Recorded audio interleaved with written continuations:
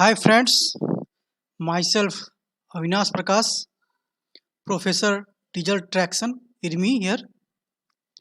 Welcome to this video on HHP locomotive power pack.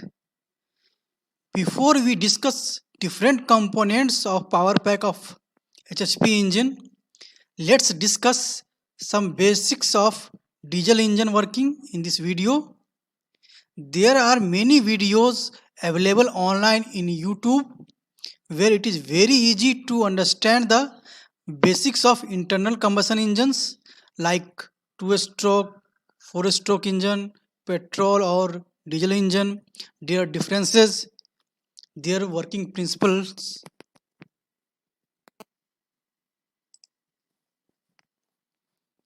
In HHP loco, there are 16 numbers of turbocharged diesel engines which are arranged in V-type configuration.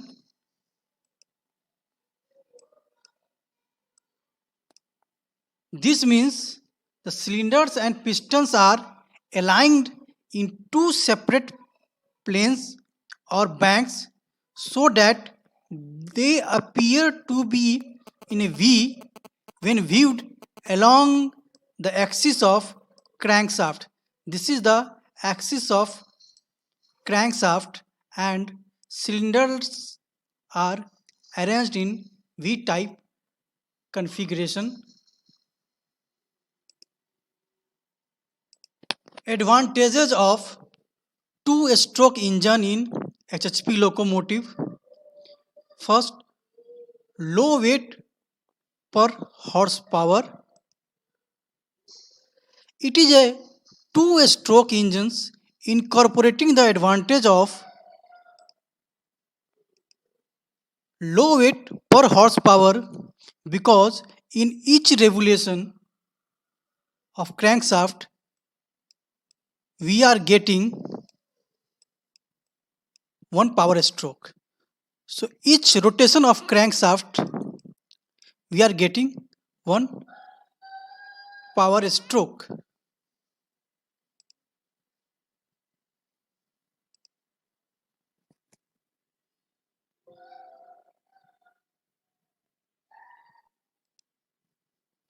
Second is positive scavenging air system. It is basically to efficiently drive out exhaust gases from combustion chamber. Basically, scavenging is a process of replacing the exhaust gases in a cylinder with a fresh air intake for the next cycle. If scavenging is incomplete, the remaining exhaust gas trapped will cause improper combustion for the next cycle, leading to reduced power output.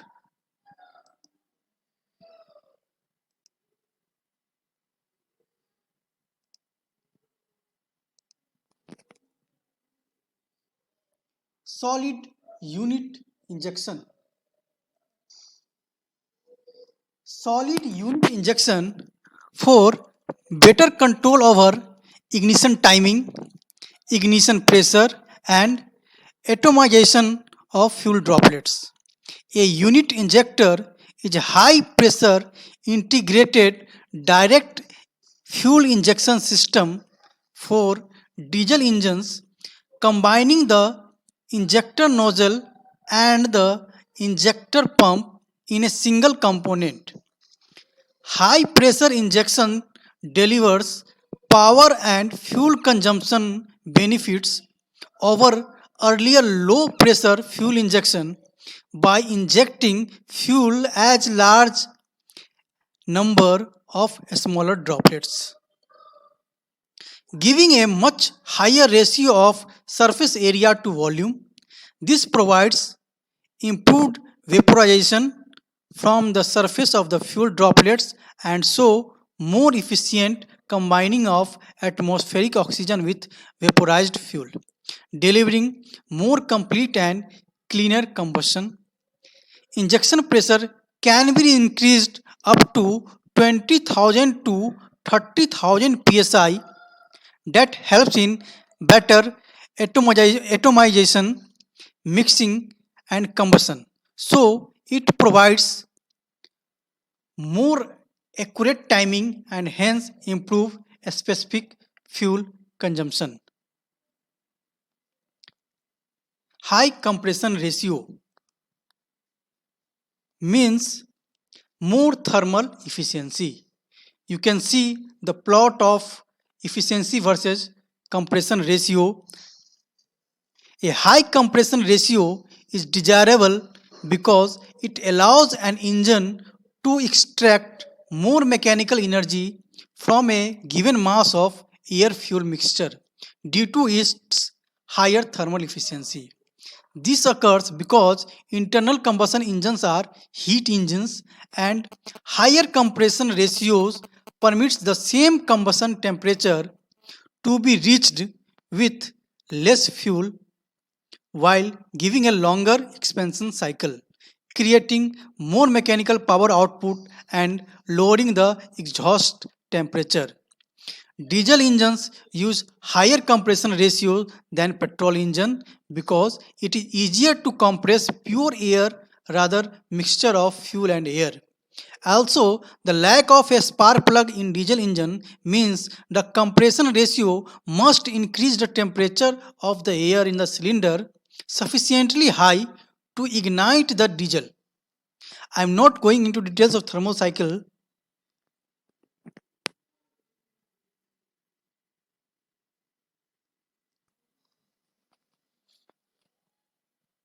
The engine is equipped with a turbo supercharger to efficiently provide the air needed for combustion and scavenging. The turbo supercharger provides air supply in much larger quantity. During engine operation, the turbo supercharger utilizes the heat energy in the exhaust from the engine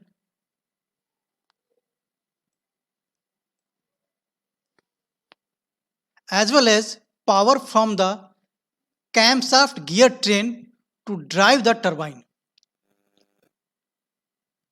However, when exhaust heat energy is sufficient to drive the turbine alone, the gear drive is disengaged by an overrunning clutch.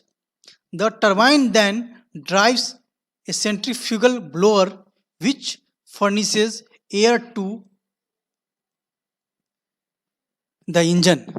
The air from the centrifugal blower is raised to a higher temperature and likewise to a higher temperature.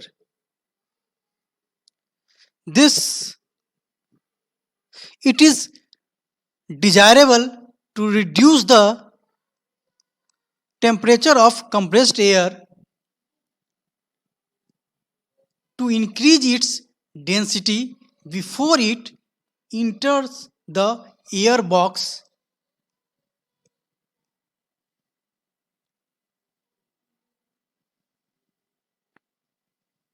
surrounding the cylinder.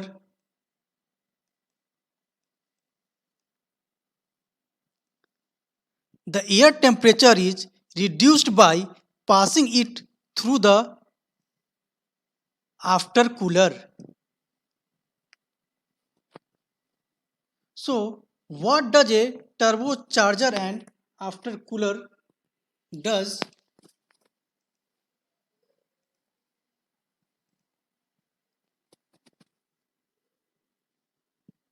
The turbo supercharger raises the charged air pressure to increase its density and hence more air supply, and aftercooler reduces the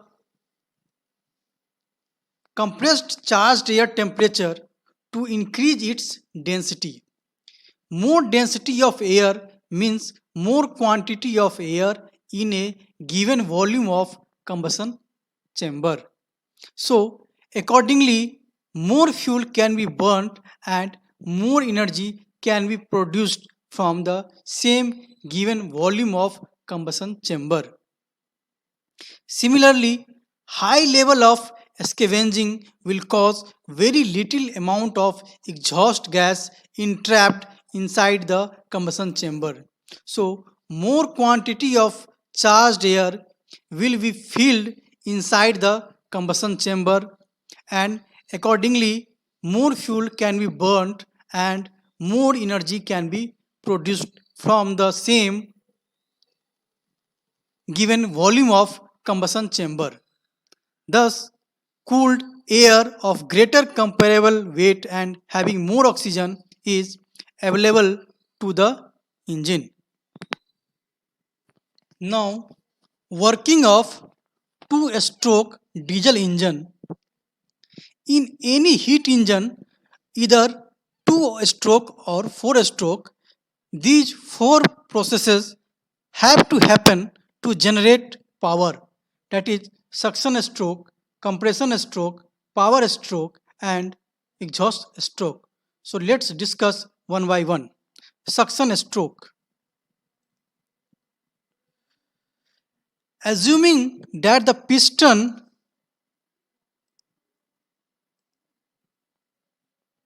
is at the bottom of the stroke and is just starting up, the air intake port and the exhaust valve will be open. Air under pressure enters the cylinder through the liner ports, pushes the exhaust gas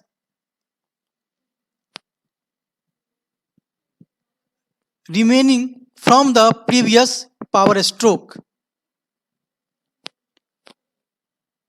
out through the exhaust valve and fills the cylinder with fresh supply of air. When the piston is at 45 degree after bottom dead center, the air intake ports will be closed by the piston as the piston will move ahead. Shortly after the air intake ports are closed, the exhaust valves will also get closed and fresh air will be trapped in the cylinder. Closing the exhaust valves after the intake air ports provide for the greater efficiency in cylinder scavenging of combustion gases.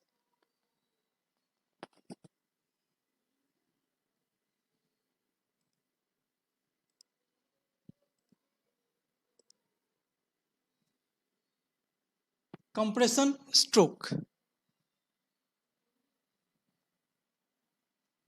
As the piston continues upward, it compresses the trapped air into a very small volume here. As the piston will move forward, the air will be trapped inside the clearance volume, that is very much a smaller volume.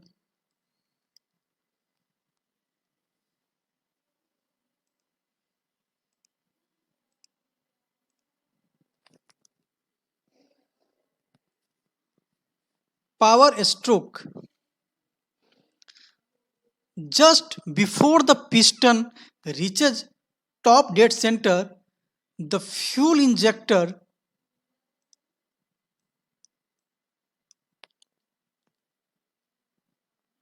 sprays fuel into the cylinder.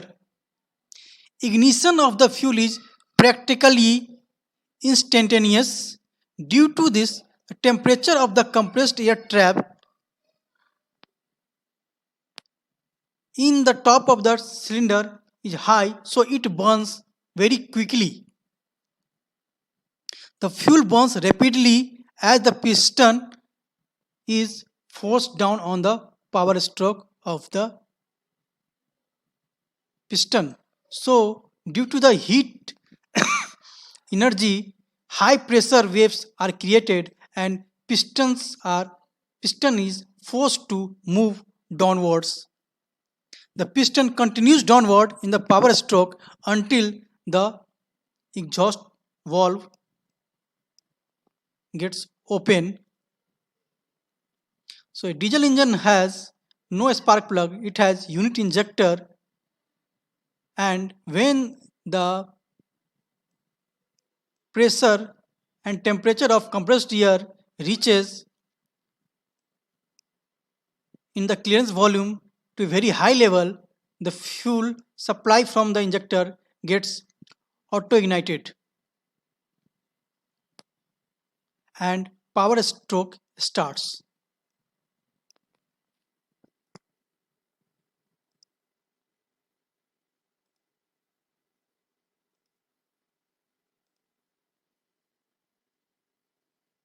Exhaust stroke. The exhaust valves are opened ahead of the air intake ports to permit most of the combustion gases to escape and reduces the pressure in the cylinder. When the air intake port are uncovered by the piston at 45 degree before BDC, as it continues downward, air from the air box under pressure can immediately enter the cylinder and providing fresh air for the combustion. The piston is again at the original starting point of the description and the cycle of events is repeated again and again.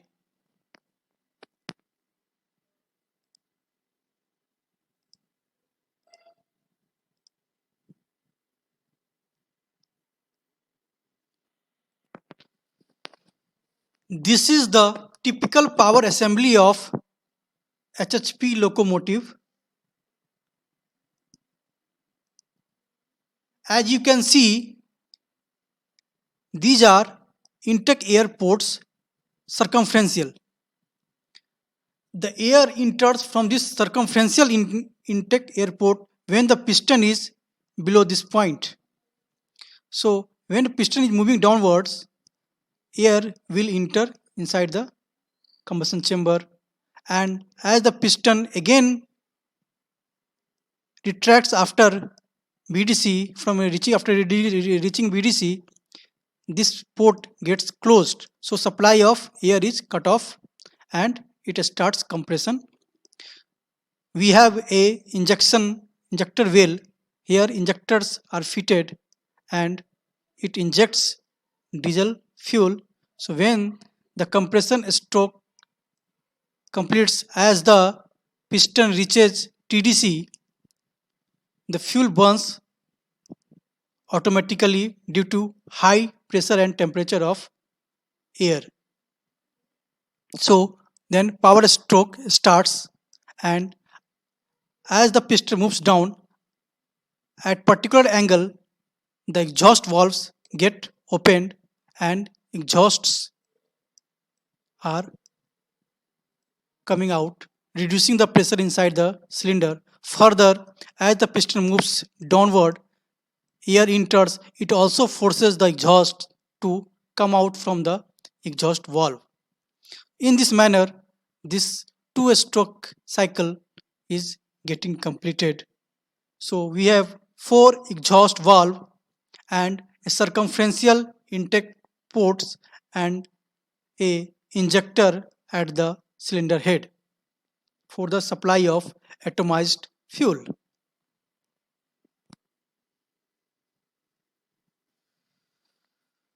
So far, we have learnt basics of working of two-stroke engine importance of supercharging, importance of after cooler, importance of unit fuel injector, and advantages of two-stroke engine. Thanks for watching. Please watch my second video on components of power pack of HHP locomotive. So thank you.